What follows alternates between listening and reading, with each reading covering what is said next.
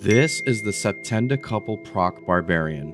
While the regular player may think this build may seem useless, I found myself enjoying this build amongst others that will always seem so rinse and repeat.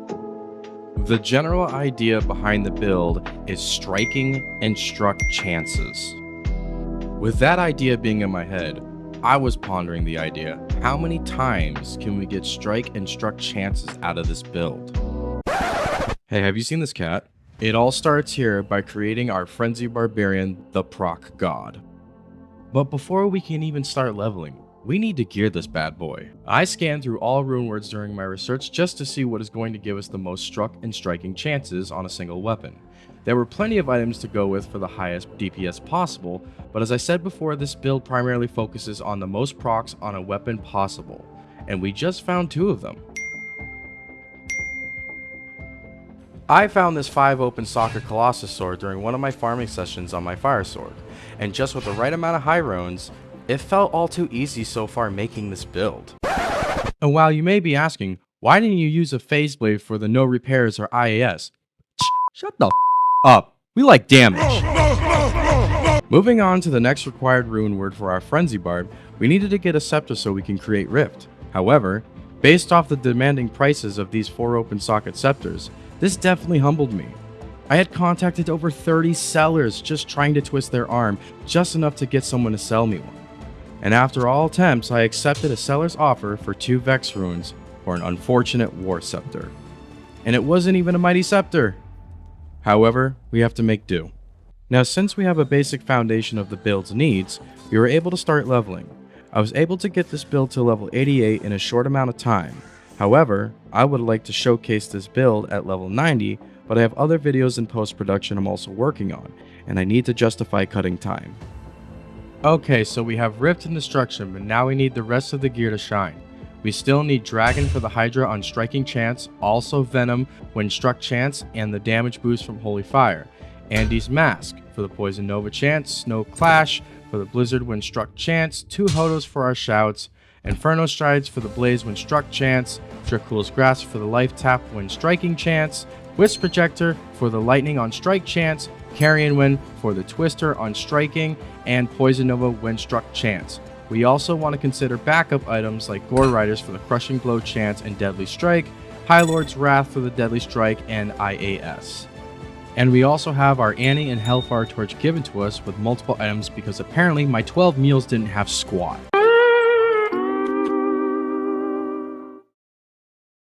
This is Ant. My name is Jeff. Ant is a veteran Diablo II player when it comes to obtaining gear and general information about builds. He was also the one who helped fund this build to help make this video experiment possible. Thanks, buddy. Mango approves.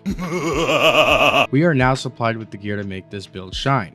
However, before we go into the skill tree, I want to notably mention this hand-me-down rare amulet I got with the Frost Nova chance because that's what makes this build a 17-time proc chance build.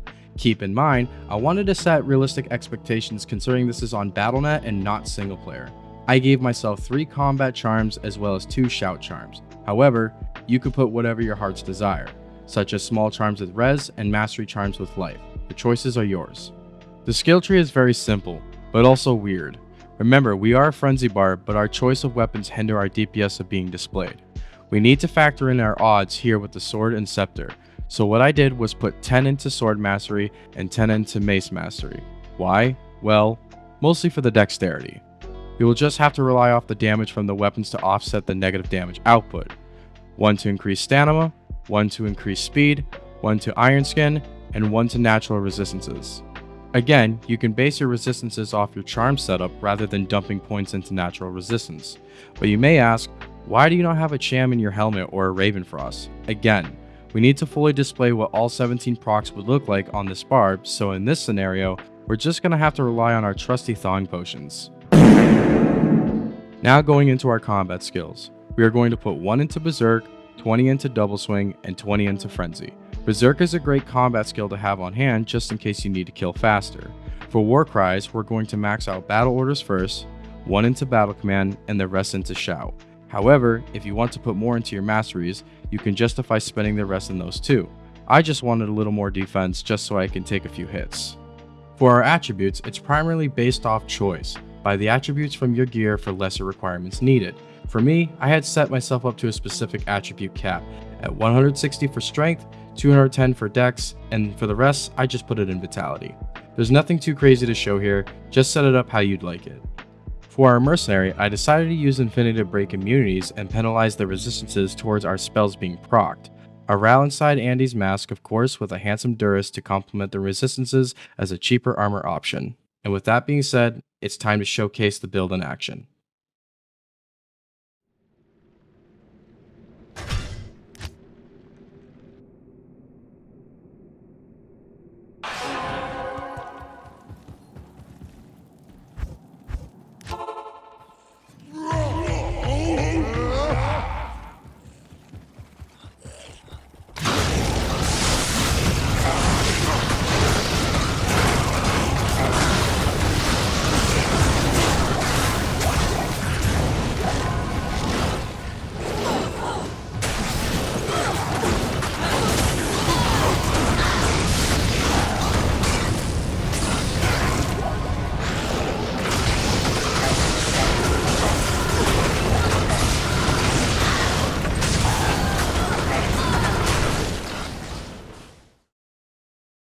Looks fun, right? However, the clear speed isn't there just yet. Do you remember those backup items like Gore Rider and the High Lord's Wrath we spoke about earlier? Well, let's take off Inferno Stride and the rare amulet and see how that performs.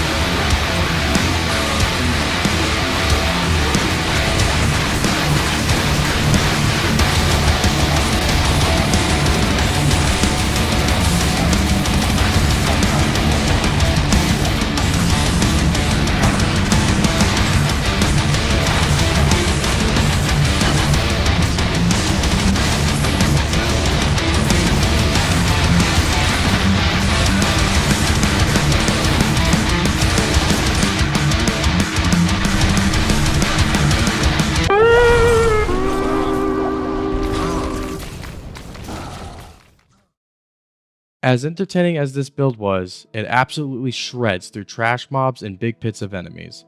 However, everything fun must come to an end, and unfortunately, this build is not a boss killer by any means. If you've made it this far into the video, I just want to say thank you for your support and viewing. I hope this video was a different experience for you and that you enjoyed this experiment as much as I did. As always, I will see you all in Sanctuary.